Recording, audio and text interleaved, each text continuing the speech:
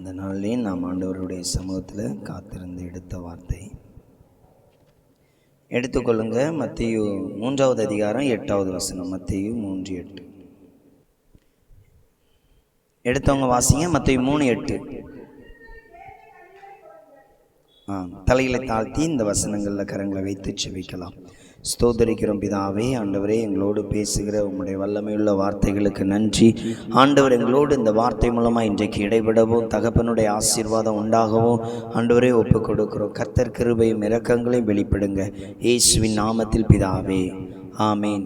இன்றைக்கு ஆண்டவர் நமக்கு கொடுத்திருக்கிற வார்த்தை, மனம் திரும்புதலுக்கு ஏற்ற என்ன பண்ணுங்க, கனிகளை கொடுங்கள். மனம் திரும்புதலுக்கு ஏற்ற கனிகளை கொடுங்கள். நாம் இயேசுடைய பிள்ளைகள், இயேசுவை நேசிக்கிறவர், இயேசு நம்மை நேசிக்கிறார், நாமும் அவர் என்ன பண்றோம், நேசிக்கிறோம். நம்ம கிட்ட ஆண்டவர் எதிர்பார்க்கிற ஒரு வாழ்க்கை அப்படின்னா, மனம் திரும்புதலுக்கு ஏற்ற என்ன இருக்கணுமா, கனிகள் உள்ள வாழ்க்கை. மனம் திரும்புதலுக்கு ஏற்ற என்ன பண்ணுங்க, கனிகளை கொடுங்கள். நாம இயேசுவை ஏற்றுக்கொள்ளும் பொழுது நமக்குடைய வாழ்க்கையில ஒரு அர்த்தம் உண்டாகுது, ஒரு மாற்றம் உண்டாகுது. அது என்ன சொல்றோம்னா, நான் மனம் திரும்பிட்டேன். ஆண்டவரை ஏற்றுக்கொள்ளும் பொழுது சொல்ற ஒரு வார்த்தை என்னது, மனம் திரும்பிட்டேன். இப்ப மனம் திரும்புறோம் அப்படின்னு உடனே என்ன பண்றோம், சபைக்கு போகாத ஒரு நபர் சபைக்குள்ள வர்றாங்க. தேவனை ஆராதிக்கும்படி, தேவனை ஏற்றுக்கொண்டு வேத வசனம் இப்படிப்பட்ட ஒரு வாழ்க்கைக்குள்ள வரும்பொழுது என்ன பண்றாங்க, அவங்க மனம் திரும்பிட்டாங்க, சர்ச்சைக்கு வர்றாங்க. அடுத்தது இதுல இருந்து இருக்கிற அடுத்த பகுதி கனி கொடுக்கிற பகுதி. கனி கொடுக்கிற பகுதி, இந்த கனி கொடுக்கிற பகுதி தான் நிறைய நெருக்கத்தையும் போராட்டத்தையும் ஒரு மனிதன் சந்திப்பான். அதுவரையிலும் ஒரு பெரிய கஷ்டம் இருக்காது. அதாவது சர்ச்சுக்குள்ள ஒரு ஆள் ரட்சிக்கப்பட்டு உள்ள வரும் பொழுது அவர்களை வரவேற்கவும் அவர்களை பாராட்டவும் அதிக பேர் என்ன பண்ணுவாங்க, பரவாயில்ல, இப்படி இருந்த நபர் இப்படி மாறிட்டாரு, இப்படி துன்மார்க்கமா ஜீவித்தார், இவர் இப்ப இயேசுவை ஏற்றுக்கொண்டு எப்படி ஒரு லைஃப்ல ஒரு பெரிய சேஞ்ச் அப்படின்னு என்ன பண்ணுவாங்க, பாராட்டுவாங்க. ஆனா கொஞ்ச நாள் கழிச்சு கனி கொடுக்கணும்னு அவன் வாழ்க்கையில ஒரு பகுதி ஆண்டவர் நியமித்திருப்பார், கனி கொடுக்கணும். அந்த பகுதிக்குள்ள போகும் பொழுதுதான் அங்க கள்ளதுக்கு எறிகிற கொஞ்சம் பேர் இருப்பாங்க. மரத்துல அதிக கனிகள் இருக்குன்னு பொறாம்பட்டு ஒரு ஆள் கிளைய வெட்டுறக்கு ஒருத்தர் வருவாரு. இன்னொரு ஆள் என்ன பண்ணுவாரு, அந்த மரத்துக்கு மேல கெட்ட நேம கொண்டு வரணும்னு ஒருத்தர் வருவாரு. சரி, இதெல்லாம் ஏன் அனுமதிக்கிறார் அப்படின்னா, ஆண்டவர் தான் ஒருத்தன் கையில கத்தியை கொடுத்து என்ன பண்ணு, இந்த கனி உள்ள பகுதியெல்லாம் என்ன பண்ணு, கொத்தி போடுன்னு அனுப்பிவிடுவாரு.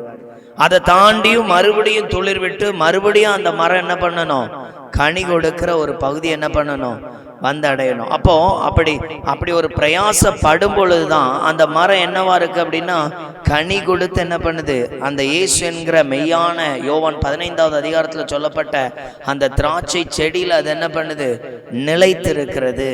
அப்ப கவனிங்க, இங்க வந்திருக்கிற உங்க லைஃப்ல கனி கொடுக்கிற ஒரு பகுதி உங்களுக்குள்ள காணப்படுகிறதா? கனி கொடுக்கிற ஒரு பகுதி. நம்ம ரொம்ப வருஷம் இருக்கிறோம் இயேசுடைய ஆலயத்துக்குள்ள. அந்த கனி கொடுக்கிற பகுதி வரும்பொழுதுதான் நான் ஒரு இயேசுவை என்ன பண்றேன், பின்பற்றுகிறேன், இல்லை இயேசுவை என்ன பண்றேன், தேடி கடந்து போகிறேன் அப்படின்னு. எனக்கு ஊர் தூத்துக்குடி மாவட்டம், மெஞ்ஞானபுரம். அப்போ எங்கள் ஊர் சிஎஸ் சர்ச் கொஞ்சம் பெருசாக இருக்கும். பக்கத்தில் அந்த சர்ச்சை கட்டின, அதாவது சபை உருவாக்கின அந்த மிஷினரியுடைய கல்லறையும் பக்கத்தில் சைடில் இருக்கும். அப்போ பார்த்தீங்கன்னா சின்ன வயசில் அதில் போகும் பொழுது வருஷத்துக்கு ஒருக்கா ரொம்ப செலிப்ரேட் பண்ணுவாங்க. அப்போ அதை வந்து என்ன சொல்லணும்னா, இவர் எங்கள் ஊருக்கு வந்த மிஷினரி அப்படிங்கிற அது ஒரு மிஷினரின்னு கூட சொல்ல மாட்டோம். எங்கள் ஊரில் இருந்த ஐயர்வாள், இவர் வெளிநாட்டுக்காரர். இவர் எந்த நாட்டுக்காரர், வெளிநாட்டுக்காரர். இப்படி தான் அவரை தெரியும். வளர்ந்து ஊழியத்துக்குள்ள வந்த பிறகு மிஷினரி புத்தகம் வாசிக்கும் பொழுது, இவரை குறித்து வாசிக்கும் பொழுது தான் தெரிஞ்சு, ஜான் தாமஸ் ஐயா எவ்வளோ ஒரு நல்லவர், அப்பா என்னமா ஊழியம் பண்ணி இருக்கிறாரு. அந்த 18ஆம் நூற்றாண்டுல 1800 மெம்பர்ஷிப்பை சேர்த்திருக்கிறாரு. எவ்வளவு சேர்த்திருக்கிறாரு, 1800 மெம்பர்ஷிப்பை சேர்த்திருக்கிறாரு. அந்த 18ஆம் நூற்றாண்டுல அவர் ஊழியம் செய்த நாட்கள்ல பயங்கரமான காலரா வியாதி பயங்கரமா என்ன பண்ணியிருக்கான், தாக்கியிருக்கான். அப்போ அந்த மெஞ்ஞானபுரத்தை மட்டும் தொடலையாம். அதுக்கு மற்ற ஊர்களில் இருக்கிறவங்க கேள்வி கேட்டிருக்காங்க, என்னையா உங்க ஊருக்குள்ள மட்டும் இந்த வியாதி வரல அப்படின்னு. அதுக்கு அவர் பதில் கொடுத்தாராம், நான் கர்த்தருடைய ஊழியக்காரனா இருக்கிறபடியால் இந்த வியாதி இந்த ஊருக்கு வரணும்னா முதல்ல என்கிட்ட என்ன பண்ணணும், பர்மிஷன் வாங்கணும். நான் வரக்கூடாதுன்னு அதை சொல்லி வச்சிருக்கிறதுனால எங்க ஊருக்குள்ள என்ன வரல, இந்த காலரா வரல. அல்லேலூயா.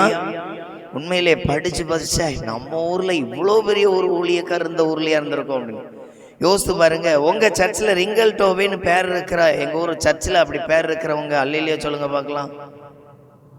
இந்த மாவட்டத்துக்கு வந்த ரிங்கல் டோபி. எங்க ஊருக்குள்ள போய் பாருங்க, ஒரு 200 ஜான் தாமஸாவது இருக்கும். அல்லேலூயா. எங்க ஊருக்குள்ள போனீங்கன்னா ஒரு 200 ஜான் தாமஸாவது என்ன பண்ணலாம். எங்க ஊர்ல மிஷினரி அந்த பேர் வச்சுட்டு அது ஆசீர்வாதம் சொல்லியே அந்த ஜான் தாமஸ்னு எக்கச்சக்கமான பேர் இருக்கும்.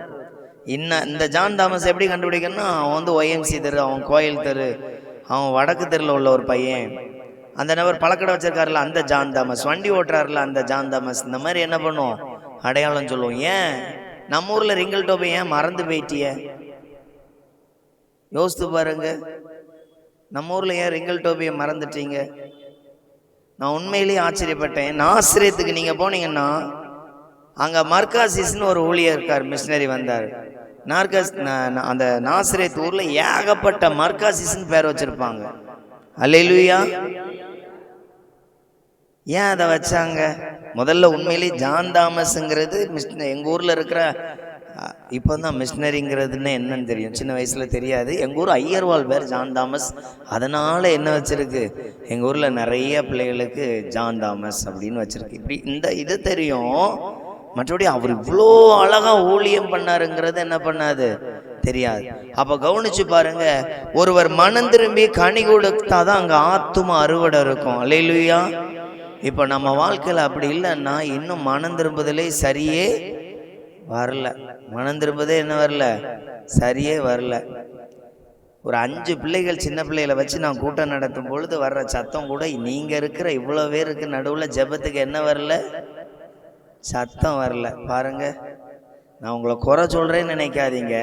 நாம ஜெபிக்க வந்திருக்கிற நபரோடு இவ்வளோ கொஞ்சம் சத்தமா ஜெபம் பண்ணுங்க பொழுது கூட சத்தம் வராதவங்க, நம்மளால சத்தமா ஜெபம் பண்ண முடியலன்னா நம்ம என்னைக்கு மனம் திரும்பி இருக்கிறோங்கிற ஒரு காட்சி என்ன பண்ணும். ஜெபம் ரொம்ப அவசியம். ஒரு ஆத்மாவுக்கு ஒரு சுவிசேஷத்தை சொல்லுகிறது அவசியம். ஒரு ஆத்மாவை ரட்சிப்புல நடத்துறது அவசியம்.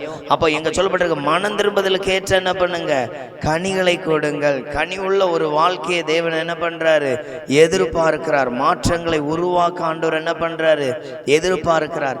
அப்ப கவனிச்சு பாருங்க, நம்மளுடைய சபைக்குள்ள இருக்கிற ஒரு மனிதனுடைய வாழ்க்கை எப்படி இருக்கணுமா, கனி கொடுக்கிற வாழ்க்கை. அதனாலதான் அந்த மத்தேயு 3:2 போட்டிருக்கோம், மனம் திரும்பி பரலோக ராஜ்யத்தை, மனம் திரும்புங்கள் பரலோக ராஜ்யம் என்ன பண்ணுது, சமீபமாய் இருக்கிறது. அப்போ அடுத்தது அங்க சொல்றாரு, மனம் திரும்புதலுக்கு ஏற்ற என்ன பண்ணுங்க, கனிகளை கொடுங்கள். அந்த திரும்பி இருக்கிறோங்கிறோம், நீ வந்து இயேசுவை ஏற்றுக்கொண்டிருக்கிறங்க அடையாளமே என்னது, என்ன செய்யணுமா, கனி கொடுக்கணும்.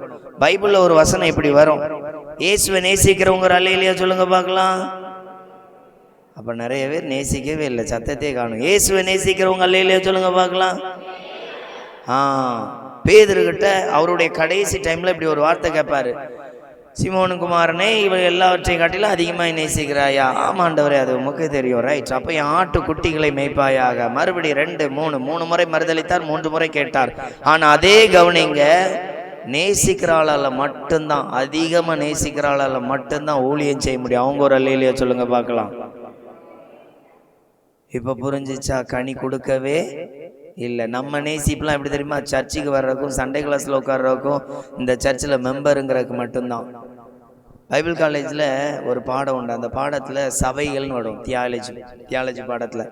அதில் ஸ்தல சபைன்னு ஒரு பிரிவு வச்சுருப்பாங்க, யூனிவர்சல் சர்ச், அதாவது சர்வலோக சபை. அந்த சர்வலோக சபைக்கு ஹோலி ஸ்பிரிட், பரிசுத்த ஆவியானவர் என்ன பண்ணுவாராம், அதுக்கு போதகராக இருப்பாராம். அப்படின்னா அந்த சர்வலோக சபை, இப்போ நான் வந்து யோசித்து பாருங்க, வட மாநிலத்தில் இருக்கிற மிஷினரிக்காக மன்றாடினோம்.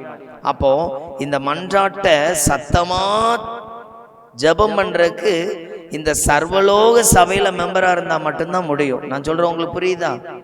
எந்த இருதயத்துல பரிசுத்த ஆவியானவருடைய பலன் அதிகமாய் காணப்படுதோ அவங்களால மட்டும்தான் அதிகமா நம்மளால என்ன பண்ண முடியும், ஜெபம் பண்ண முடியும், மன்றாட முடியும், ஓட முடியும்.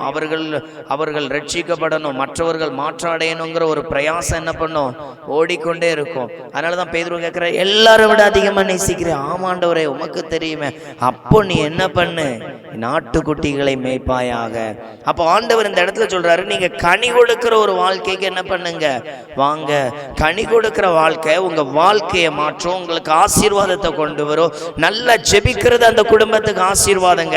அதிகாலை ஜெபிக்கிறது அந்த குடும்பத்துக்கு ஆசீர்வாதம். வேதம் சொல்லுகிறது, அதிகாலை தேடுகிறவர் என்னை கண்டடைகிறான். ராஜாமங்களில் ஜெபிக்கிறவர்கள் கட்டுகளை உடைத்தெறிகிறார்கள். பவுலும் சீலாவும் அந்த ராஜாமத்துல ஜெபிக்கும் பொழுது அந்த ஜெப சத்தம் அவங்கள மட்டும் விடுதலை ஆக்கல, அந்த இடத்துல கேட்டுக்கொண்டிருந்த ஒவ்வொருவருடைய கட்டுகள், கதவுகள் எல்லாம் என்ன பண்ணப்பட்டது? திறக்கப்பட்டது. காரணம் என்ன தெரியுமா? அவங்களுடைய ஜெபம் விடுதலை கொடுக்கத்தக்கதாய் வெளிப்பட்டது. ஒருவேளை அந்த இடத்துல ஜெபம் பண்ணினார்கள் போட்டிருக்கு. ஒருவேளை நான் இப்படி நினைக்கிறேன், பைபிள் அப்படி இல்லை. அதுல இருக்கிற எல்லாரும் ரட்சிக்கப்படணும் கூட என்ன பண்ணிருக்கலாம்? ஜெபம் பண்ணிருக்கலாம். அதுல உள்ள எல்லாரும் என்ன பண்ணாங்க? ரட்சிக்கப்பட்டாங்க. யோசித்து பாருங்க, அந்த ராஜாமங்கள். ஒருவேளை அந்த பவுலும் சீலாவும் அந்த ஜெயிலுக்குள்ள, அந்த சிறைச்சாலையில கிடைக்கிறதுக்கு கூட ஆண்டவர் ஒரு முகாந்திரம் வச்சிருக்கிறாரு. அங்க அநேகர் என்ன பண்ணணும்? ரட்சிக்கப்படணும். யோசித்து பாருங்க, நாம் இத்தனை வருடம் ஆலயத்துக்குள்ள இருக்கிறோமே, நம்ம மூலமா எத்தனை பேர் ரட்சிக்கப்பட்டு கொண்டிருக்கிறார்கள்? நம்ம மூலமா இயேசுவை இப்ப நிறைய பேர் சொல்றோம், ஊழியம் செய்யணும்னா கிருபை வேணுங்க, தாழ்ந்து வேணுங்க, வரம் வேணுங்க. நல்ல கவனிங்க, இயேசு இருந்தா போதும். அல்லேலூயா. நம்மளால நிறைய சாதிக்க முடியும். யார் இருக்கணும்? இயேசு இருந்தா போதும். படிப்பு, அறிவு, இதையெல்லாம் பைபிள் அப்படித்தான் சொல்லுது. நான் பலவான்கள் முன்பாக நான் யாரை பயன்படுத்துறேன்? பலகீனமா இருக்கிறவங்களை பயன்படுத்துகிறேன். நான் ஞானவான்களுக்கு முன்பாக தேவன் பைத்தியங்களை பயன்படுத்துகிறார். அப்ப யோசிச்சு பாருங்க, தேவனுடைய திட்டத்தையும் சித்தத்தையும் செய்யறதுக்கு ஒருவன் கூட இயேசு இருந்தா போதும். திறமை தேவையில்லை. இயேசு இருந்தா அவனை நேர்த்தியாய் ஆசீர்வாதமா என்ன பண்ணுவாரு? நடத்துவார். ஒரு முறை ஒரு உபவாச கூட்டம், அந்த உபவாச கூட்டத்துக்கு நான் ஒரு வேலையா போயிருந்தேன். அப்போ அந்த ஊழியரை சந்திக்க வேண்டியதா இருந்துச்சு. அப்போ அவர் ஒரு வயதானவர், அவருக்கு நிறைய வியாதி. அவர் 1 மணி நேரம் செய்தி எல்லாம் கொடுத்து ஜெபம் முடிச்சுட்டு அவர் கையிலே ஒரு மிஷின் கொண்டு வந்திருக்கிறார். அவர் பேக்ல அந்த மிஷினை கரண்ட்ல போட்டுட்டு அதை மூக்குல மாட்டி வச்சிருக்கிறாரு. அதுல இருந்து ஒரு என்ன சொல்ற, வெண்டிலேட்டர் ஓடின மாதிரி ஒரு என்ன போடுது, அந்த அவர் சுவாசிக்கிற திறன் ஓடிக்கிட்டே இருக்கு. நான் யோசிக்கிறேன், இவ்வளவு நேரம் கடந்து கத்துன்னு கத்திட்டு இப்போ போய் அதில் உட்காந்துருக்காரு. அவர் சொல்றாரு, இது ஒரு 1 மணி நேரம் நான் போட்டு விட்டுக்கிட்டேன்னா இனி நான் பஸ்ஸில் என் ஊருக்கு ஒரு 2-2.5 மணி நேரம் டிராவல் இருக்கு, அதில் போகும்பொழுது சுவாசிக்க கொஞ்சம் ஈஸியாக இருக்கும். யோசித்து பாருங்க, அவருக்கு சுவாசிக்கிறதுக்கே கஷ்டம், அவர் 1.5 மணி நேரம் என்ன பண்றாரு? செய்தி கொடுத்து. யோசித்து பாருங்க, பலவான்களுக்கு முன்பாக தேவன் யாரை பயன்படுத்துகிறாராம்? பலகி. நம்மளை உண்மையிலே அசந்துட்டேன். நான் அவ்வளோ பலமா இருக்கிறேன். சில இடத்துல பேசணும் அப்படின்னா ஆண்டவர் வாய்ப்பு கொடுக்கணும். இன்னைக்கு இந்த இடத்துக்கு கொடுத்துருக்கிறார் அப்படின்னா திறமையில யாரோ ஒரு ஆள் பழக்கத்துல இல்ல, கிருபை பாராட்டினார். அல்லேலூயா.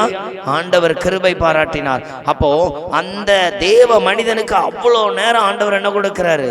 பலன் கொடுக்கிறார். உண்மையிலே அசந்துட்டேன். அதுக்கப்புறம் அவர் ஃபுல்லாவே உட்கார்ந்து இருந்தாரு. ஒரு ரூம்ல, அவர் தனியா ஒரு ரூம் இருந்து அந்த ரூம்ல அந்த இதை என்ன பண்றாரு? போட்டு விட்டுட்டு அது ஒரு மாதிரி மிஷின் மாதிரி, ஒரு மாதிரி சுவாசம், அந்த ஒரு மாதிரி நொர மாதிரி ஒரு காத்து போயிட்டே இருக்கு, அது மாதிரி போக மாதிரி. அதை என்ன பண்றாரு? அப்படியே சுவாசிச்சுட்டே இருக்கிறாரு. அப்ப யோசிச்சு பாருங்க, இவ்வளோ பலகீனத்துல அவர் என்ன பண்றாரு? ஊழியம் செய்யறாரு. அவர் ஒரு குறிப்பிட்ட ஊர்ல இருந்து திருநெல்வேலிக்கு வந்திருந்தாரு. அப்போ ரொம்ப ஆச்சரியப்பட்டேன், இவ்வளோ இதுல. அப்போ கவனிச்சு பாருங்க, நம்ம வாழ்க்கையில கனி கொடுக்கிறோமா? நமக்கு இன்னைக்கு பாருங்க, டைமுக்கு உள்ள வர முடியாதவங்க எத்தனை பேர் இருந்திருப்பீங்க. இன்னைக்கு இந்த கூட்டத்துக்கே வீட்டுல இருந்தும் வர முடியாதவங்க.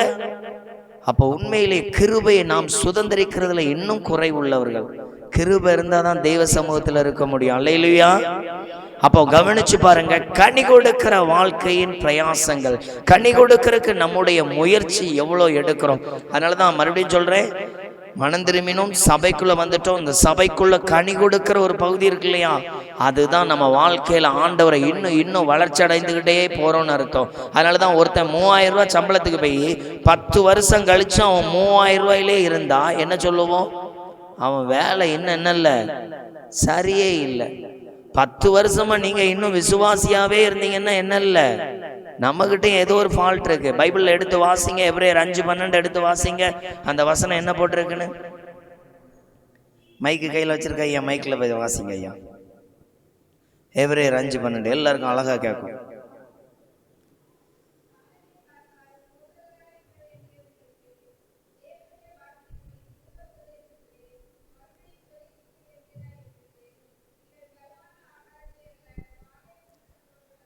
இந்த வசனம் என்ன சொல்லுன்னா, காலத்தை பார்த்தால் நீங்கள் போதகராக இருக்கணும். அப்படின்னா இத்தனை வருஷம் ஆச்சப்பா உங்க லைஃப் ஸ்டைல் என்னவா மாறி இருக்கணும்?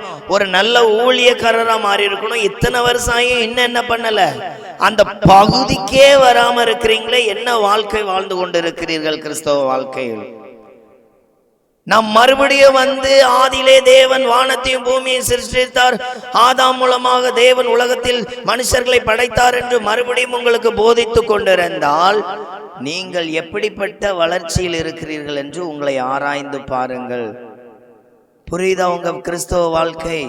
நாம் இயேசுவுக்காக இன்னைக்கு நிறைய வேளைகள்ல நம்ம கிறிஸ்தவ வாழ்க்கை, எந்த மனிதன் ஆத்துமாக்களை ஆதாயம் செய்யாமல் இருக்கிறானோ அவனுடைய வாழ்க்கையில் தேவ பக்தி மங்கின நிலைமையில் இருக்கிறது.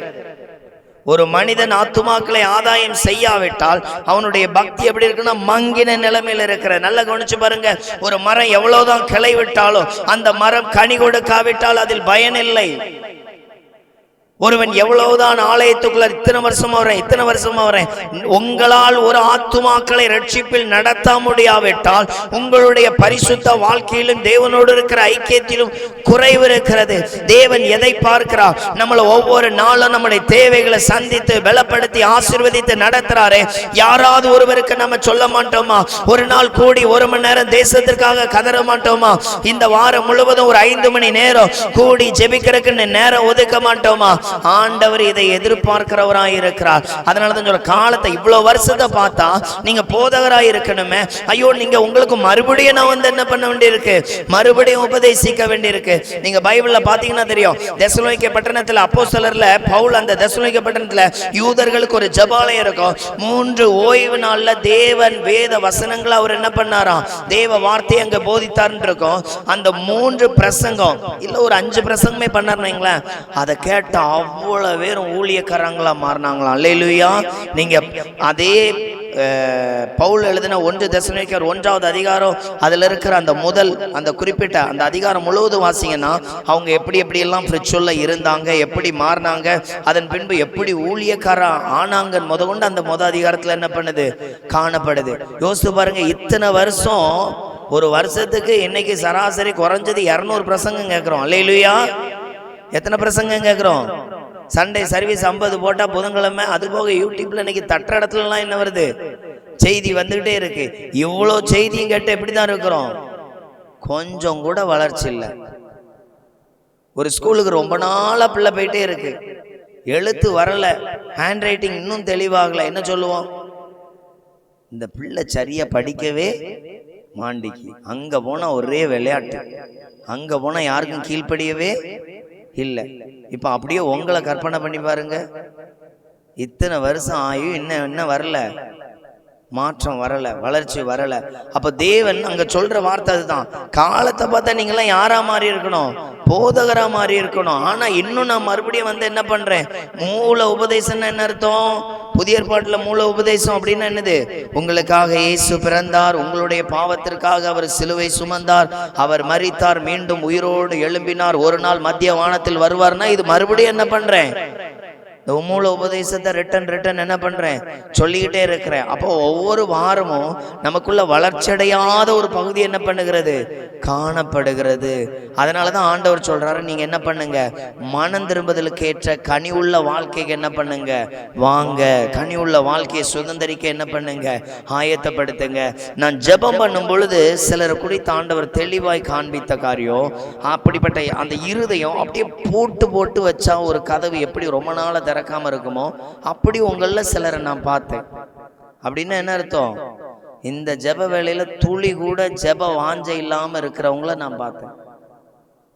யோசித்து பாருங்க, உங்களுக்கு இன்னைக்கு இவ்வளோ ஃபேன், இவ்வளோ ஒழுங்கு காரியங்கள், இதெல்லாம் ஒருவேளை யாரோ சம்பாதிச்சு யாரோ இல்லைங்க, ஆண்டவருடைய கிருபையினால் இதை உருவாக்கப்பட்டது. எத்தனை பேர் விசுவாசிக்கிறீங்க? அல்லேலூயா சொல்லுங்க பார்க்கலாம்.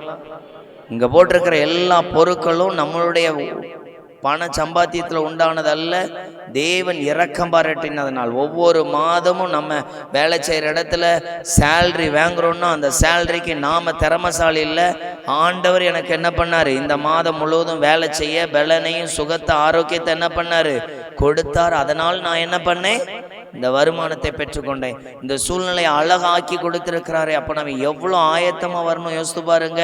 எவ்வளோ நம்ம அதிகமாக வந்து ஜெபிக்கணும். உண்மையில் 9 வரைக்கும் வர சொன்னாங்க. நான் ஒரு வரும்பொழுதே 9:45 தாண்டிட்டு. நீங்களாம் அப்போ எத்தனை மணிக்கு வந்திருக்கணும்? நான் அங்கே ஆல்ரெடி ஒரு ஊழியத்தை ஒழுங்கு பண்ணி ரெடி பண்ணி வச்சுட்டு, அதுக்கப்புறம் அங்கே பிள்ளைகள்லாம் வந்த பிறகு இன்னைக்கு கடைசி நாள் இப்படி சர்டிஃபிகேட்டை ரெடி பண்ணுங்க, என்னென்ன ப்ரோக்ராம் நடத்தணும்னு ஒரு ஷெட்யூல் கொடுத்துட்டு என்ன பண்ணியிருக்கிறேன், வந்திருக்கிறேன். அப்போ கவனிங்க, நம்மளுடைய ஆயத்தம் எவ்வளோ நேரம் இருக்கணும். நான் அடிக்கடி ஹோம் சர்ச்சில் போய் ஜெபம் பண்ணுற பழக்கங்கள் உண்டு. இன்னைக்கு காலையிலையும் அங்கே போய் 2 அதிகாரம் வாசித்து அந்த சர்ச்சில் இருந்து அந்த ஜெபம் பண்ணி, ஆண்டவரே இன்னைக்கு நான் போகிற இடம் பூரா நீங்கள் என்ன பண்ணுங்க, என் கூட வாங்க ஏசப்பா, எனக்கு ஆத்தும பாரம் தாங்க, நான் போகிற இடத்துல மன்றாடணும், கதறணும். இந்த வாய்ப்பு எனக்கு இன்னைக்கு இவ்வளோ கூட்டம் தந்திருக்கிறீங்க. 4 இடத்துக்கு கடந்து போண்டிருக்கு. இந்த 4 இடத்துக்கும் நான் எப்படி சொல்லி ஜெபம் பண்ண தெரியுமா? பிலிப்பு ஒரு பெரும் கூட்டத்துக்கு மத்தியில் இருந்துட்டு ரதத்தில் இருக்கிறவனோட ஆண்டவர் சேர்த்தாராம். ஏன்னா எனக்கு 5 மணிக்கு சந்தியா முடியும், 7 மணிக்கு நாங்குநேரி சேகரத்துக்குள்ள கூட்டத்தை அவர் சொன்ன அந்த சேகர போதவர் சொன்னார், பிரதர் நீங்கள் ஒரு 6:30க்கெலாம் என்ன பண்ணிடணும், உள்ளே வந்துடணும். நான் தலைகீழ நின்னாலும் 6:30க்கு உள்ளே போய்கிடவே முடியாது. ஆனால் நான் அந்த டைமுக்குள்ளே என்ன பண்ணணும், போய் ஆகணும். நான் மேப்பு போட்டு பார்த்தேன், வேர்க்கிளம்பிக்கு நாகர்கோவிலுக்கு மட்டுமே 40 நிமிஷம் காட்டிச்சு. இங்கேருந்து மறுபடியும் எங்கே போனோம், நாங்குநேரி. இன்னைக்கு கல்யாண நாள் போல் அது வேற ஓவரா கூட்டம் இருந்துச்சு. எப்படி போவேங்கிற ஒரு பதட்டம் உள்ள ஓடிக்கிட்டே இருந்துச்சு. ஜெபம் பண்ண, ஆண்டவரே எப்படியாவது கொண்டு போய் என்ன பண்ணிருங்க, அந்தந்த இடத்துல நிறுத்திடுங்க. என்னுடைய ஜெபம் எப்படியாவது என்ன பண்ணுங்க, கொண்டு போய் நிறுத்திடுங்க. நான் விசுவாசிக்கிறேன், ஆண்டவர் என்ன பண்ணுவாரு, கொண்டு போய் சேர்ப்பார். அப்ப நல்ல கவனிங்க, இன்னொரு நாள் எனக்கு வாய்ப்பு கிடைக்கும், அது ஆண்டவருடைய சித்தம். கிடைக்கிற வாய்ப்பு என்ன பண்ணணும், ஆண்டவருக்காக. அப்ப ஆண்டவர் எதிர்பார்க்கிற முதல் வாழ்க்கை மனம் திரும்பி கனி கொடுக்கறதுக்கு பிரயாசப்படுங்க. இன்றைக்கு ஒரு 3 விதமான கனி உள்ள ஒரு வாழ்க்கையை பார்க்க போறோம். எடுத்துக்கொள்ளுங்க. முதலாவது வாசிங்க, யோவேல் 2வது அதிகாரம் 12வது வசனம்.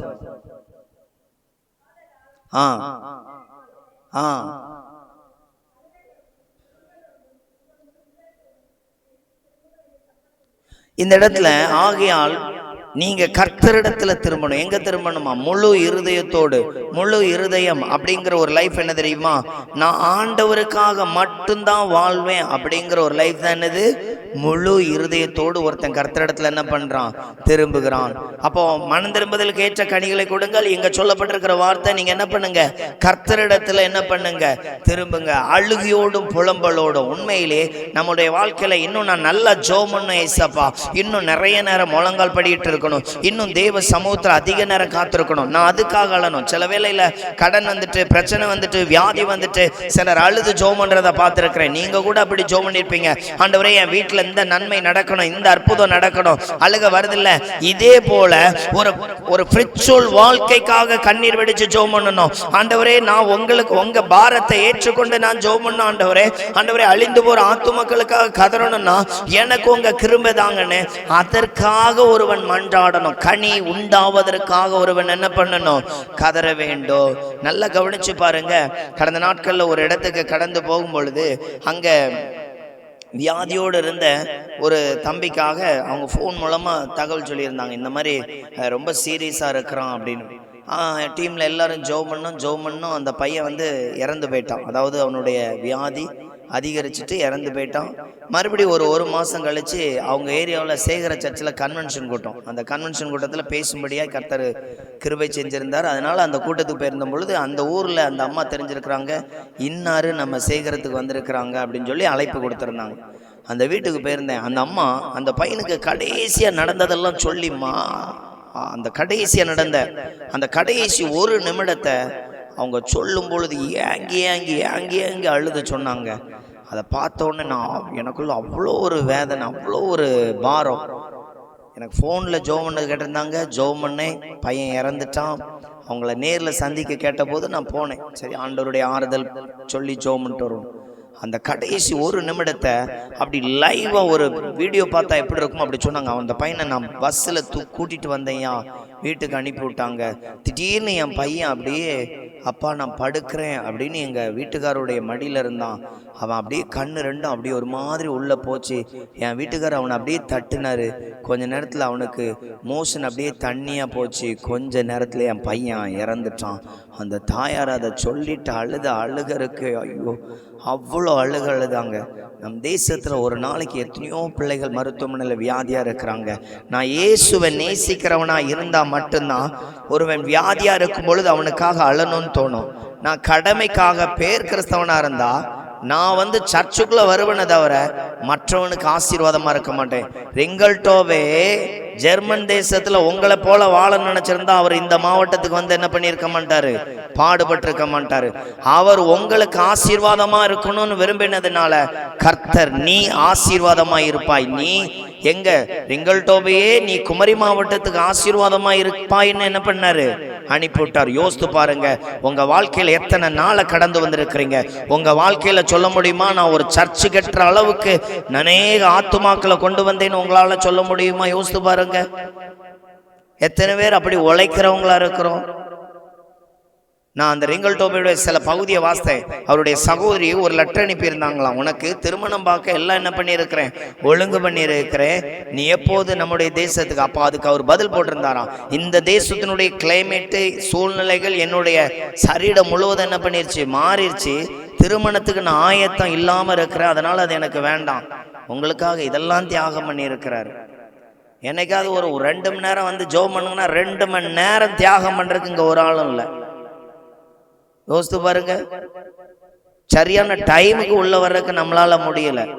நான் அதெல்லாம் பார்த்து ரொம்ப ஆச்சரியப்பட்டேன். என்ன ஒரு ஊழியம் செய்திருக்கிறார், எவ்வளவு தியாகம் செய்திருக்கிறார். எத்தனை பேருக்கு இந்த வரலாறு தெரியும்? அவங்க ஒருத்தங்க அல்லையிலேயே சொல்லுங்க பார்க்கலாம். இது ரிங்கல்டோபியோடைய வரலாறுல உள்ள ஒரு சம்பவம். அப்ப யோசித்து பாருங்க, ஒரு ஆத்தும பாரம் இல்லாட்டா இவ்வளவு தியாகம் பண்ணவே முடியாது. அப்போ நமக்கு கொடுக்கப்பட்ட காலங்கள்ல உண்மையாகவே இயேசுவை நேசிக்கிறோமா? உண்மையாகவே அவர் சொல்ற அழுகையோடு புலம்பலோடு என்ன பண்ணுங்க, கர்த்தரிடத்துல திரும்புங்க. அந்த சகோதரி சொல்லும் பொழுது அவ்வளோ பாரம் இருந்துச்சு. அப்ப யோசித்து பாருங்க, இந்த பூமியில இருக்கிற எல்லாருமே இயேசுவுக்கு பிள்ளைகள். அல்லேலூயா. ஒரு ஆள் வியாதியோட இருந்து அந்த துடித்துட்டு இருக்கும் பொழுது இயேசு அழுவரா அழ மாட்டாரா? இயேசுவுக்கு பாரம் இருக்குமா இருக்காதா? அப்ப இயேசு கவலைப்படும் பொழுது நான் எப்படிப்பட்டவனா இருக்கணும்? பைபிள்ல எடுத்து வாசிங்க. யோனா எழுதின புத்தகம் அதனுடைய கடைசி அதிகாரம் கடைசி வசனத்தை வாசிங்க பார்க்கலாம்.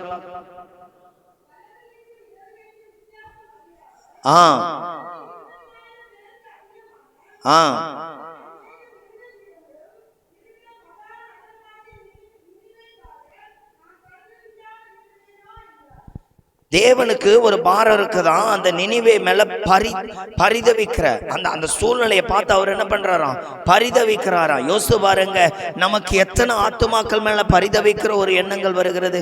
அந்த தாயார் அழும் பொழுது அவ்வளோ பாரமா இருந்துச்சு.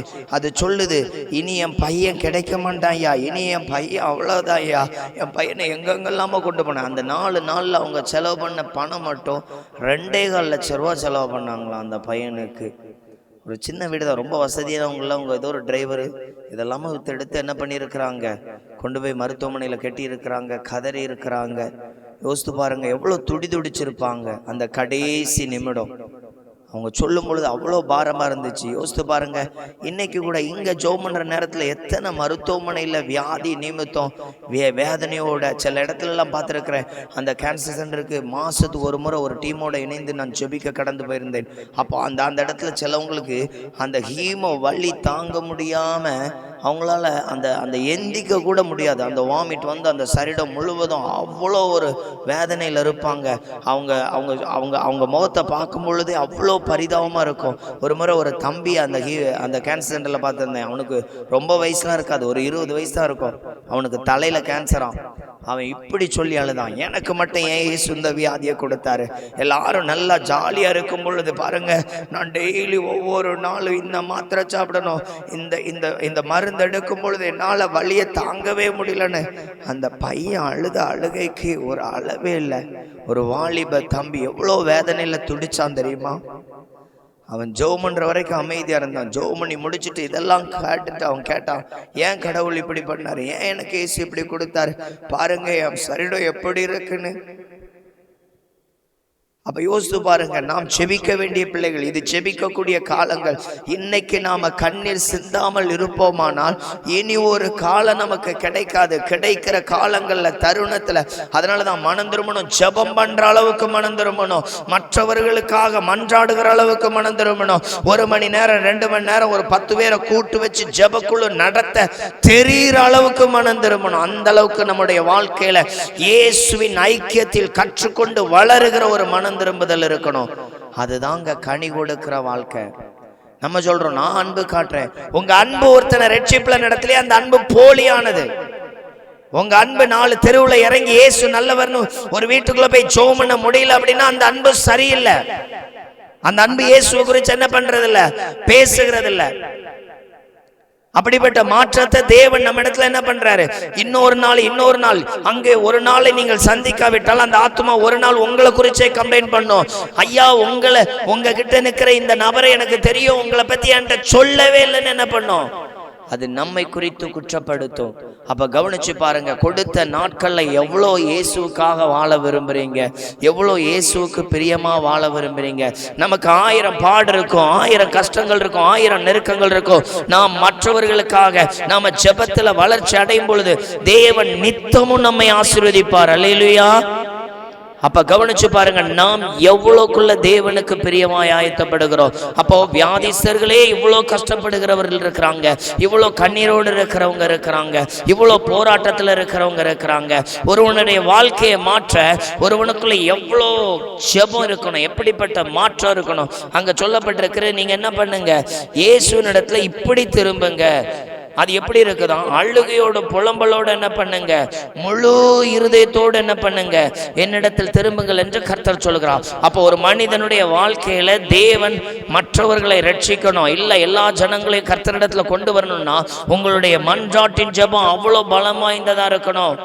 அப்படி சிலர் அற்புதம் செய்ததை நம்ம வாசிக்க போறோம். எடுத்து வாசிங்க. அப்போஸ்தலர் அதனுடைய 3வது அதிகாரம் முதல் 2 வசனங்களை வாசிங்க வேகமா.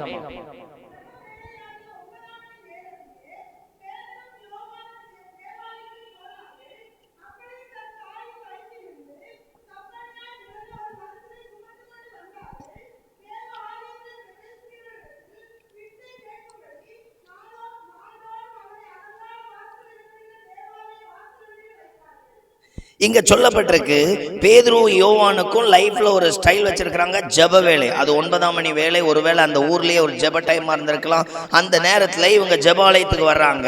வர்றவள்ள ஒரு பிச்சைக்காரனா இருக்கிறான். அவன் வாழ்நாள் முழுவதும் பிச்சை எடுக்கிறவன். இன்னும் அதே அப்போஸ்தலர்ல போட்டிருக்க 40 வயதிற்கு மேற்பட்டவன். அவனுடைய பெற்றோருக்கு தெரியும் என் பிள்ளை பிச்சை எடுக்கிறான் அப்படின்னு.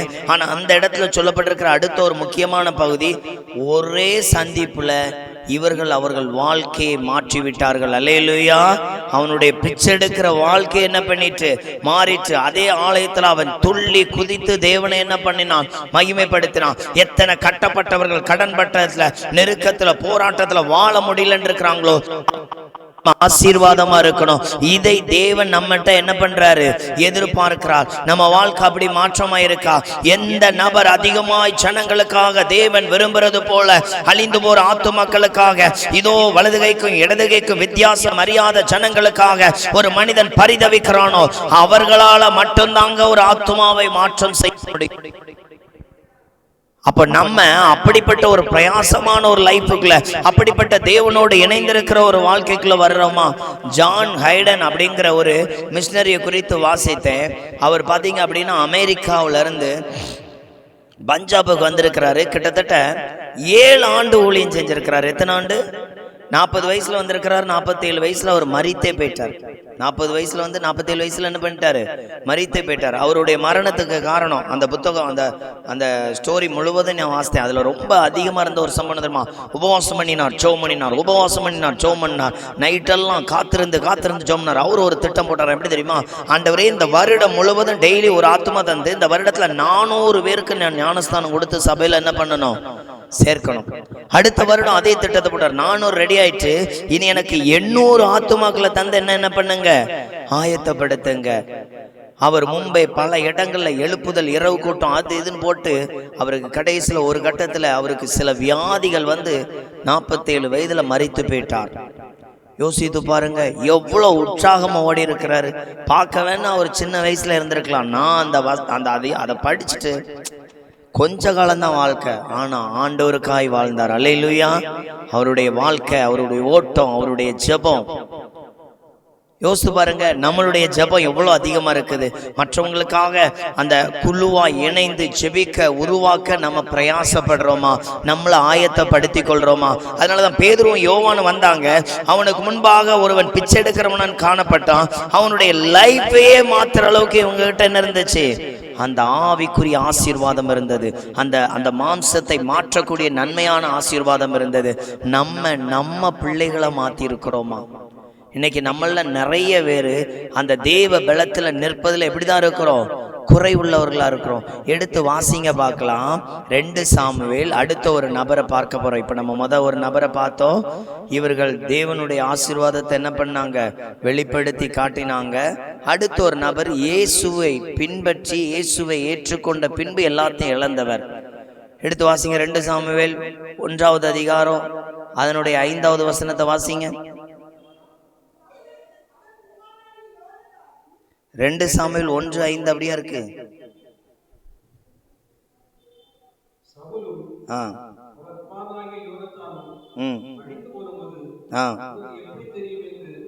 கரெக்ட். அடுத்தது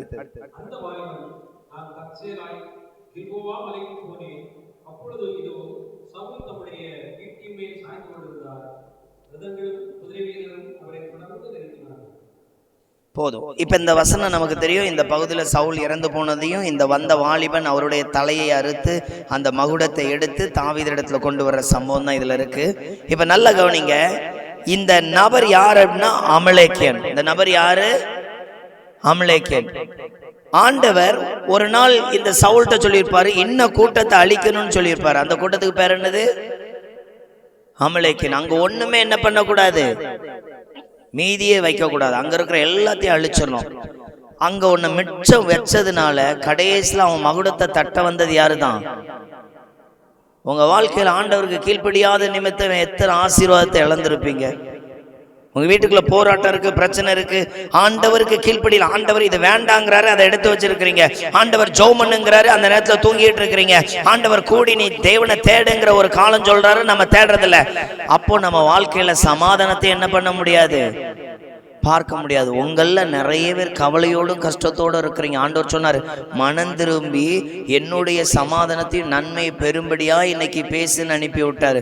அப்ப கவனிச்சு பாருங்க, உங்க வாழ்க்கையில கர்த்தர் எதை வேண்டான்னு சொல்றாரோ அதை எடுத்து அப்புறப்படுத்தினா மட்டும்தான் நமக்கு ஆசீர்வாதம். அல்லேலூயா. இந்த சவுல் எந்த நபரை விட்டு விட்டு வந்தானோ, ஒரு நாள் வந்தான் அந்த அமலேக்கியன் கரெக்டா அந்த மகுடத்தை எடுக்கிறான். இந்த அதிகாரத்திலே போட்டிருக்கிறோம், நீ யார் என்று கேட்டார். அதற்கு நான் அமலேக்கியன் என்று என்ன பண்ணா சொன்னானா. அந்த வாலிபன் அப்படிதான் அந்த இடத்துல சொல்லப்பட்டிருக்கோம். சவுல் கேட்கும் போது சொல்லுவான், நீ யார் அப்படின்னு சொன்னதுக்கு அவன் சொல்லுவான், அமலேக்கியன். 8வது வசனம், அப்பொழுது நீ யார் என்று என்னை கேட்டார், நான் அமலேக்கியன் என்று சொன்னேன். அப்ப புரியுதா உங்களுக்கு? இந்த இடத்துல என்ன காரியத்தை கொடுக்கப்பட்டு, யாரை விட்டானோ உங்களை அபிஷேகம் பண்ணி கர்த்தர் ரட்சித்து சபைக்குள்ள கொண்டு வந்திருக்கிறார்னா, உங்களுக்கு தேவனுடைய நாமத்தின் நிமித்தம் ஒரு பணி இருக்கிறது, ஒரு வேலை இருக்கிறது. அந்த வேலையை செய்வதற்கு நாம் ஆயத்தப்படணும். அந்த வேலையை செய்வதற்கு நாம் ஓடுக வேண்டிய ஒரு பகுதி இருக்கு. அந்த நேரத்துல நாம் நிர்விசாரமாக இருந்தால் நாம் விழுந்து போவோம். நம்ம வாழ்க்கையில சமாதானத்தை பார்க்க முடியாது, நன்மையை பார்க்க முடியாது. அப்ப நம்ம கவனிங்க, முதல்ல மனம் திரும்பி கண்ணீர் கொடுக்கிற ஒரு வாழ்க்கைக்கு நம்ம அழுகையோடும் கண்ணீரோடும் இந்த தேவன் என்ன விரும்புகிறாரோ அப்படி ஜெபிக்க நம்ம ஆயத்தப்படணும். ஒன்று. அடுத்தது, நம்ம மூலமா மாற்றம் உண்டாகிற அளவுக்கு நம்ம ஜெபத்துல என்ன இருக்கணும்? வளர்ச்சி இருக்கணும். மூன்றாவது, நாம் ஆண்டவர் வேண்டான்னு சொல்ற காரியத்தை எடுக்கவே கூடாது. சங்கீதம் 119 165 சொல்லுது, கர்த்தருடைய வேதத்தை நேசிக்கிறவர்களுக்கு மிகுந்த சமாதானம் உண்டு, அவர்களுக்கு இடரல் இல்லை. இந்த சவுல் இந்த யுத்தத்துல இடறினதற்கும் அவனுடைய அந்த ராஜ்யம் அந்த ராஜா என்கிற அந்த பலத்தை இடர்ன அந்த விட்டு போனதுக்கு காரணம் என்ன தெரியுமா? அவன் தேவன் வார்த்தை என்ன பண்ணல? கீழ்ப்படியல. தேவ வார்த்தைக்கு என்ன பண்ணல? அப்ப கவனித்து பாருங்க, எத்தனை இடத்துல ஆண்டவருக்கு கீழ்ப்படியாம இருந்திருக்கிறீங்க, எத்தனை இடத்துல ஆண்டவரை சரியாய் பின்பற்றாம இருந்திருக்கிறீங்க. இன்னைக்கு உங்க வீட்டுக்குள்ள ஆண்டவர் வேண்டான்னு சொன்னதை உள்ள எடுத்து வச்சிருக்கிறதுனால எவ்வளவு போராட்டத்துல இருக்கிறீங்க. எத்தனை பேருக்கு அது தெரியுது? நான் இந்த காரியத்துல பிரச்சனையில இருக்கிறேன், என் வீட்டுல இப்படி ஒரு தடை இருக்குது, இந்த நெருக்கத்துல இருக்கிறேன். காரணம் என்ன தெரியுமா? தேவன் வேண்டாம் என்று சொன்னதை நம்ம உள்ள வச்சிருக்கிறோம். தேவன் ஜெபம் பண்ணுன்னு சொன்னதை என்ன பண்ணி இருக்கிறோம்? சரியா பண்றதில்ல. அப்போ நாம் தேவனுக்கு ஏற்றவாறு மாறும் பொழுதுதான் நம் வாழ்க்கை என்ன பண்ணுகிறது? ஆசீர்வதிக்கப்படுகிறது, நம் வாழ்க்கையில நன்மை உண்டாகிறது. அப்ப அந்த இடத்துல சொல்லப்பட்டிருக்கிற வார்த்தை, சவுல் தன்னுடைய ஸ்தானத்தையும் பலத்தையும் இழந்ததுக்கு காரணம் அவன் கீழ்ப்படியவில்லை. அப்ப கவனிங்க, பேதுரு ஒரு மனிதனை மாற்றுகிறான். காரணம், பேதுருக்குள்ளே யோவானும் தேவனுடைய சித்தத்தை நேர்த்தியாய் செய்ய ஆயத்தப்படுகிறார்கள். சவுல் அபிஷேகம் பெற்றாலும் அபிஷேகத்தை இழந்து, தேவ கிருபையை இழந்து அவன் எங்க விட்டானோ அவனால் அழிவு உண்டாயிற்று. ரெண்டு பேரும் கர்த்தருடைய ஊழியர்கள் தான். ஆனால் ஒருவன் தேவ கிருபை இழந்தான், ஒருவன் தேவ கிருபையில் என்ன பண்ணான்? நிலை நின்றான். அப்போ நம்ம வாழ்க்கையிலேயோ ஒரு மனம் திரும்பணும், கனி கொடுக்கிற வாழ்க்கைக்கு, ஜெபத்துல வளர்ச்சி அடைகிற வாழ்க்கை, மற்றவர்களை நேசிக்கிற வாழ்க்கை, மற்றவர்களோடு இணைந்து ஜெபிக்கிற வாழ்க்கை. அதான் சொன்னேன், சர்ச்சுக்குள்ள வருவதும் சர்ச்சுக்குள் நிற்பதும் ஈஸி, ஆனா கனி கொடுக்கிறது அதுல என்னது? ரொம்ப கஷ்டம். அப்பதான் சொன்னேன் இல்லையா, கள்ள தூக்கி எறிகிறவர்களும் என்ன பண்ணுவாங்க? வருவாங்க. ஒரு நேரம் வறுமை தலைவிரித்து ஆடும், ஒரு நேரம் குறை சொல்றவங்க 4 பேர் வருவாங்க. இதுக்கு மத்தியில தேவ பலனை இறுக பிடித்து கொள்ளணும், இதுக்கு மத்தியில ஆண்டவருடைய கிருபையில நடக்க பழகி கொள்ளணும். அப்படி நடக்கிறவர்களாய் காணப்பட்டால் நம்மை கொண்டு பெரிய பெரிய ஆசீர்வாதத்தை செய்வார். அல்லேலூயா. அப்ப கவனிச்சு பாருங்க, நம்மளுடைய ஆவிக்குரிய வாழ்க்கை எப்படி இருக்கிறது, நம்முடைய செயல்பாடு எப்படி இருக்கிறது. பைபிள்ல சிலர் ஊழியம் செய்வாங்க, அவங்களுக்கு எந்த ட்ரைனிங்கும் இருக்காது. பைபிள்ல பாத்தீங்க அப்படின்னா சொல்லப்பட்டிருக்கோம், அதாவது லேகியோன், லூக்கா 8வது அதிகாரத்துல வரும். அந்த 8வது அதிகாரத்துல பாத்தீங்கன்னா, லேகியோன் எந்த வரங்களையும் பெற்றுக்க மாட்டான். அவனை பார்த்து சொல்லுவாரு, நீ என்ன பண்ணு, நீ பெற்றதை உன் ஊருக்குள்ள உன் ஜனங்களுக்கு என்ன பண்ணு சொல்லி. ஆனா அவன் ஆண்டவருடைய சமூகத்தில் நான் என்ன செய்யணும், நீ பெற்றது என்ன பண்ணு. எனக்கு எத்தனை பேர் ஆண்டவருடைய வார்த்தைக்கு கீழ்ப்படிய போறீங்க? எத்தனை பேர்? நம்ம பெரிய ஒரு தெருவா போய் சொல்லணும்ல, நமக்கு முடிந்ததை நாம் கூடி ஜெபம் பண்ணுவது ஆண்டவருடைய சித்தம் செய்வது. தினமும் 1 மணி நேரமாவது தேசத்துக்காக ஜெபம் பண்றது என்னது? ஆண்டவருக்கு பிரியமானது. நமக்கு தெரிந்தவர்கள், நமக்கு தெரிந்த பிள்ளைகளை, சின்ன பிள்ளைகளை கூட்டி வைத்து வாரம் ஒரு முறை அவர்கள் மத்தியில் ஒரு ஜெபக்குள்ள நடத்துவது ஆசீர்வாதமானது. கர்த்தர் இந்த நாள்ல தேவனுக்காய் செயல்பட ஒருடைய பாத்திரத்தை என்ன பண்றாரு? எதிர்பார்க்கிறார். இன்றைக்கு முதல்ல நம்ம பார்த்த ஒரு காரியம், கர்த்தரிடத்துல அழுகையோடும் நம்முடைய இருதயத்தை முழுவதுமாய் அர்ப்பணித்து என்ன பண்ணணும்? திரும்பணும்.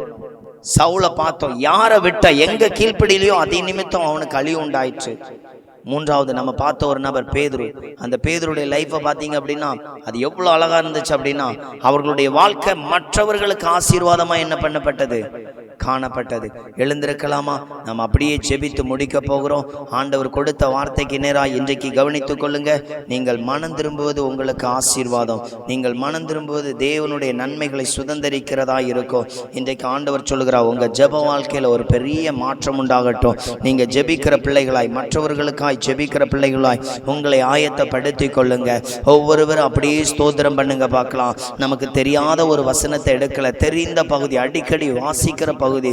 ஆண்டவர் இன்னைக்கு உங்களை பார்த்து சொல்கிறார், மனம் திரும்புங்கள். இதில் சிலர்லாம் ஆண்டவருக்காக வாழணும்னு உங்களை அர்ப்பணித்தும் இன்னும் தேவனுக்கு பிரியமில்லாத நிறைய குறைகள் இருக்கிறது. இப்படி ஜெபிப்ப ஆண்டவரே, இப்படி நிற்ப ஆண்டவரே, இப்படி நான் செயல்படுவேன்னு சொல்லியும் இன்னைக்கு அப்படி செயல்பட முடியாத ஒரு குறைக்குள்ள சிலர் இருக்கிறீங்க. எல்லாரும் ஒரு 5 நிமிடம் அப்படியே ஆண்டவரே எனக்கு கிருபை, ஆண்டவரே எனக்கு கிருபை, ஆண்டவரே எனக்கு உங்க வல்லமை, ஆண்டவரே உங்க கிருபையின் பலனுக்காக, வல்லமையின் பலனுக்காக, நன்மையின் பலனுக்காக, தயவின் பலனுக்காக ஆண்டவரே எங்களை ஆசீர்வதிங்கப்பா, எங்களை ஆசீர்வதிங்கப்பா. எங்களுக்கு உங்க நன்மையை கட்டளையிடுங்க, எங்களுக்கு உங்க கிருபையை கட்டளையிடுங்க. எல்லாரும் வாய்களை திறந்து ஜெபம் பண்ணுவீங்களா? ஒரு 2 நிமிடம் நீங்களே சத்தத்தை உயர்த்துங்க பார்க்கலாம். எனக்கு உங்க கிருபையை காண்பீங்கன்னு சொல்லி ஜெபம் பண்ணுங்க. எனக்கு உங்க தயவை காண்பீங்கன்னு சொல்லி ஜெபம் பண்ணுங்க. நான் உமக்கு பிரியமா நடக்கணும் ஆண்டவரே. நினிவே ஜனங்களுக்காக பரிதவிக்க, என் இந்தியாவுக்காகவும் நீங்க கவலைப்படுவீங்க ஏசப்பா. ஒருவர் கடன் பாரத்தில் வாழ முடியலன்னு தற்கொலை பண்ணும் பொழுது நமக்கு வேணா அது நியூஸா இருக்கலாம், ஆண்டவருக்கு அது துக்கமா இருக்கும். யாராவது ஜெபம் பண்ணிருந்தா ஏதாவது ஒரு வழியில மாற்றம் கிடைச்சிருக்கும்.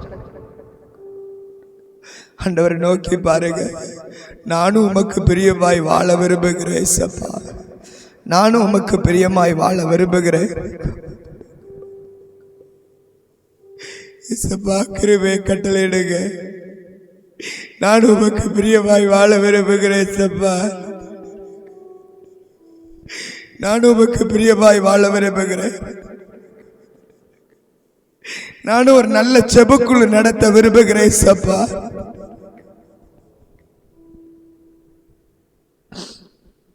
ஆண்டவருடைய கரங்கள் இறங்கட்டும், ஆண்டவருடைய கிருபை இறங்கட்டும், ஆண்டவருடைய வல்லமை இறங்கட்டும். ஆண்டவருடைய தயவின் பலனுக்காக, கிருபையின் பலனுக்காக ஒவ்வொருவர் அப்படியே கண்களை மூடிக்கொண்டு இயேசுவை நோக்கி பார்க்கலாம், இயேசுவை நோக்கி பார்க்கலாம். அப்பாவுடைய கிருபைக்குள்ள ஒப்பு கொடுக்கிறோம். ஒவ்வொருவர் இயேசுவை நோக்கி பாருங்க. எனக்கு கிருபையை காண்பிங்க ஏசப்பா. காலத்தை பார்த்தால் போதகராய் இருக்க வேண்டிய உங்களுக்கு மறுபடியும் மூல உபதேசம். மன திரும்புங்க. தேசத்திற்காக ஜெபம் பண்ற ஒரு பாத்திரமாய் மாறுங்க. எல்லா பிள்ளைகளும் ரட்சிக்கப்படணும்னு தேவன் விரும்புகிறார். அதற்காக உங்க உழைப்பு, உங்க ஆசீர்வாதம், உங்க திறமைகளை பயன்படுத்துங்க. ஆண்டவரே எனக்கு கிருபையை கட்டளையிடுங்க. ஆண்டவரே எனக்கு கிருபையை கட்டளையிடுங்க. ஆண்டவரே எனக்கு கிருபையை கட்டளையிடுங்க. ஆண்டவரே எனக்கு உங்க வல்லமையை கட்டளையிடுங்க. ஆண்டவரே எனக்கு உங்க நன்மையை கட்டளையிடுங்க. ஒவ்வொருவரும் ஸ்தோத்திரம் பண்ணி சோமனுங்க. இயேசுவின் நன்மைகள், இயேசுவின் கிருபைகள், இயேசுவின் இரக்கங்கள் என்னை தொடட்டும். அப்படியே ஒரு 5 நிமிடம் அப்படியே ஒப்பு கொடுங்க. ஆண்டவருடைய பலன் என்னை நிரப்பட்டும், என்னை கிருபையினாலும் இரக்கத்தினாலும் நிரப்புங்க ஏசப்பா. ஆவியானவரே உங்க பலன் வெளிப்படும்படியாய் ஒப்பு கொடுக்கிறோம். ஆண்டவரே உங்க மகிமை வெளிப்படும்படியாய் ஒப்பு கொடுக்கிறோம். ஒவ்வொரு பிள்ளைகள் மேல உங்க ரத்தத்தை தெளிக்கிறோம். இந்த நாளிலும் ஜெப தடைகள் மாறட்டும். நான் ஜெபிக்க நினைச்சேன், என்னால ஜெபிக்க முடியல. இன்னும் நல்ல ஜெப ஆவியை கட்டளையிடுங்க. இன்னும் ஜெபிக்கிற பலனை கட்டளையிடுங்க. அன்றாடுகிற பலனை கட்டளையிடுங்க. அற்புதத்தின் பலனை கட்டளையிடுங்க. கிருபையின் பலனை கட்டளையிடுங்க. ஒவ்வொருவரும் ஜெபம் பண்ணுங்க. இயேசுவே என் வாழ்க்கை மனம் திரும்பி கனி கொடுக்கிற வாழ்க்கையாய் மாறட்டும். என் வாழ்க்கை உம்முடைய சித்தத்திற்கு நேராய் மாறட்டும். என் வாழ்க்கை ஆண்டவருடைய நன்மைகளை வெளிப்படுத்துகிற வாழ்க்கையாய் மாறட்டும். இயேசுவின் கிருபைகள், இயேசுவின் வல்லமைகள், இயேசுவின் பலன் வெளிப்படுவதாக. ஆண்டவரே தயவு, ஆண்டவரே கிருபை எங்கள் மீது ஊற்றப்படட்டும். ஒவ்வொருவரும் ஜெபம் பண்ணுங்க பார்க்கலாம். ஆண்டவருக்காக நான் ஏதாகிலும் செய்வேன் சொல்றவங்க வலது கரங்களை உயர்த்தி அப்படியே ஒப்பு கொடுக்கலாமா? ஆண்டவரே நான் உமக்கு பிரியமா ஏதாகிலும் செய்வேன் ஆண்டவரே. என் நேரத்தை ஆண்டவரே, என்னுடைய ஜெபத்தை ஆண்டவரே, நான் மற்றவர்களுக்காய் ஜெபிக்கிற ஒரு பாத்திரமாய் என்னை அர்ப்பணிக்கிறேன் ஆண்டவரே. ஒப்பு கொடுத்த பிள்ளைகளுக்காக நான் ஜெபிக்கிறேன், ஒப்பு கொடுத்த பிள்ளைகளுக்காய் ஜெபிக்கிறேன். அவர்கள் மேல் உங்க ரத்தத்தை தெளிக்கிறேன் ஆண்டவரே. அவர்கள் மேல் உங்க கிருபை இறங்கட்டும். கர்த்தர் சொல்லுகிறார், மீண்டும் நான் உன்னை பலப்படுத்தி உன்னை ஸ்திரப்படுத்தியிருக்கிறேன். நீ என்னிடத்தில் ஒப்பு கொடுத்தபடியா நான் உனக்கு கிருபையும் இரக்கங்களை கட்டளையிடுவேன். சில திறந்த வாசல்களை உனக்கு கட்டளையிடுவேன் என்று கர்த்தர் சொல்லுகிறார். அடுத்தது இங்க இருக்கிற ஒரு 3 சகோதரிகளோடு பேசுகிறார். நான் இன்றைக்கு உனக்கு வாக்கு கொடுத்தது போல உன் ஜெபத்திற்கு நான் பதில் தருவேன். இதோ நான் உனக்கு நன்மையானதை செய்யும்படி நான் உன்னுடனே இருந்து நடத்துவேன். உனக்கு முன்பாக இருக்கிற எல்லா தடைகளையும் கர்த்தர் மாற்றி போடுகிறேன் என்று சொல்லுகிறார். இதோ ஆண்டவரே என்னை நினைத்தருளோ. பிள்ளைகளுக்காக கவலைப்படுகிற ஒரு சகோதரி ஆண்டவர் சொல்லுகிறார், நான் உன் விண்ணப்பத்தை கேட்டிருக்கிற தேவ, தொடர்ந்து ஜெபியுங்கள், அற்புதம் நடக்கும் வரையிலும் ஜெபியுங்கள், அவிசுவாசத்திற்கு இடம் கொடாதே. ஆண்டவர் சொல்லுகிறார், நான் யாருக்கு முன்பாக உங்களை வெட்கப்பட்டு போக விடாதபடி நான் நன்மையானதை செய்வேன் என்று கர்த்தர் சொல்லுகிறார். இயேசு கிறிஸ்துவின் கிருபைகள் பிள்ளைகள் யாவரை ஆசீர்வதிக்கும்படியாய் ஜெபிக்கிறேன். ஆண்டவரே, இந்த கூட்டத்தில் வந்திருக்கிற பிள்ளைகள் மேல உங்க ரத்தத்தை தெளிக்கிறேன். வாலிப பிள்ளைகள் மேல ஆண்டவரே, சபை குடும்பங்கள் மேல பொறுப்பாளர்கள் எல்லாரையும் கர்த்தர் நினைவு கூர்ந்து கொள்ளுவீராக. கர்த்தருடைய எழுப்புதல் இந்த பிள்ளைகள் மேல் வெளிப்படுவதாக. இயேசு கிறிஸ்துவின் நன்மைகள் இந்த பிள்ளைகளை மென்மேலும் ஆசீர்வதிக்கப்பட ஜெபிக்கிறேன். ஆண்டவரே, கிருபையும் சமாதானமும் பிள்ளைகள் மேல பள்ளிக்கு பெருகும்படியாய் ஒப்புக் கொடுக்கிறேன். கர்த்தாவே, நீர் அப்படி ஆசீர்வதியும். இந்த நாளுக்காக வேலைக்காக நன்றி செலுத்துகிறோம். தொடக்கத்திலிருந்து முடிவறிந்த உங்க கிருபை வெளிப்பட்டதற்கு நன்றி. மனம் திரும்புதலுக்கு ஏற்ற கனிகளை எல்லா பிள்ளைகளுக்கும் கட்டளையிடுங்க. எல்லா பிள்ளைகளுக்கும் கட்டளையிடுங்க. கிருபையானது பிள்ளைகளை சமாதானத்தில் பூரணமாய் நிரப்பட்டும். ஆண்டவரே, கிருபை செய்யும்படி ஒப்புக் கொடுக்கிறோம். அடிமையை தாழ்த்துகிறேன். உங்க நாம மாத்திரம் மகிமைப்படட்டும். இயேசு கிறிஸ்துவின் நாமத்தில் ஜெபிக்கிறோம் பிதாவே.